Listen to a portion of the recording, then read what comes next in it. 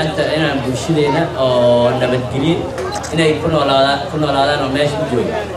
waxaan ogtihiin ciidanka booliiska oo ku shaqeeya amni la'aan waa nolol la'aan amnigan waxaa ka shaqeeya dadka shacabka annaga waxaan nahay ciidanka booliiska haddaan nahay shaqaalaha dayid waxaan u shaqeynaa dadka shacabka oo ku nool degmada Afgoy khaasatan waa ogtihiin ciidanka dadka shacabka waagi hore waxay ahaayeen jidkan xamar ee dhexda markay maran baabuurka yaanyada ama bocorka ama la saar barandada inay gaari karin xamar hadda 15 daqiiqo haday u soconayaan waxay u soconayaan 6 saac maalin hal saac meesha ka baxaan way aadi jireen 6 saac xamar gal jireen ayagoo dib u qab hadda waxay aadayaan 10 daqiiqo u soconayaan waxay leeyihiin xamar ay joognaa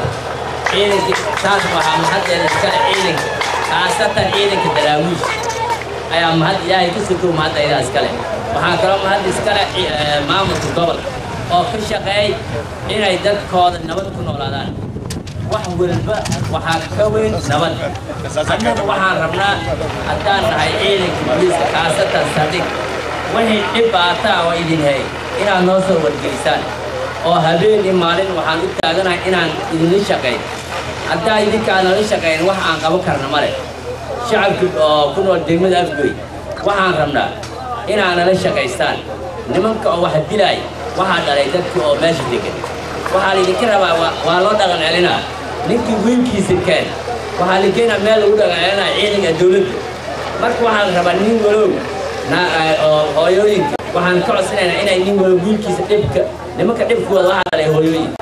waxaan rabnaa hooyooyinka inay nin walow wiilkiisa gacanta ku qaado nimankaasoo xagga joogaan oo nimanka hadda khawaarijda al-shabaab waxa ay faa'iido ay keenayaan male inay adig ku dilaan inay hooyadaada dilaan inay aabbahaada dilaan marka waxaan u sheegaynaa dadka shacabka ku nool Afgoy ilaahay yaa nabad ballanqaaday annagana waxaan isku dayaa inaan ballanqaadno nabadgeliya ha cabsan qof ilaahay ku soo qof idin diri kara male annagana habeenii maalin waa idin garab taaganahay